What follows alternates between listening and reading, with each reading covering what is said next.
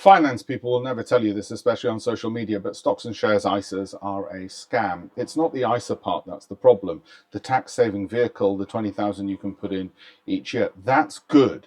The problem is, once your money's in there, it usually ends up in a fund which most times has between only 50% to 60% in stocks. Okay?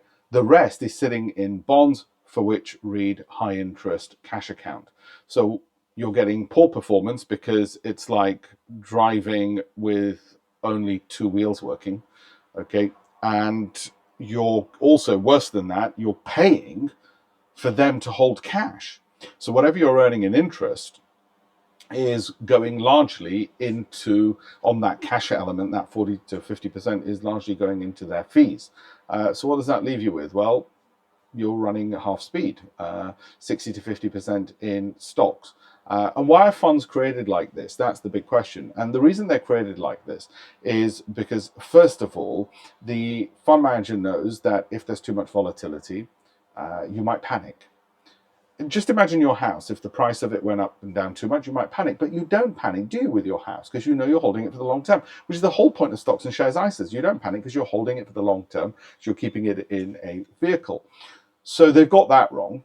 And secondly, they don't tell you. So you end up with about 3% per annum growth over the last 5 years, or 5% per annum growth if you're lucky over the last 5 years.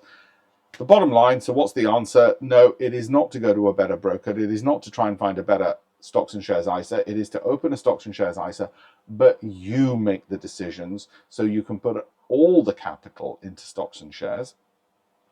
I'm working on the premise that you want to have stocks and shares, not just cash.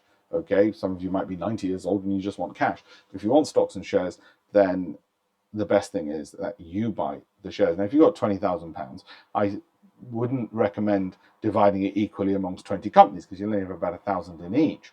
But equally, I wouldn't recommend putting it all into one either. So what's a rough and ready number? A rough and ready number, I'd probably say 10 to 12 equities in that. Obviously, if you've got more capital, you want to try and eventually get to having a portfolio of about 20 to 40 stocks. 20 ideally, because obviously they're going to be quality companies, otherwise you wouldn't buy them, would you? And you don't need to therefore diversify your ignorance away by having 1,000 companies, which is what most people do. And anything less than 1% in your portfolio is just a drag. It's just a waste of time because it can't add to growth. Anyway, I thought I'd get that off my chest, given that a lot of people are wondering where to allocate their capital at the moment. Oh, have a look at the link in the bio, obviously.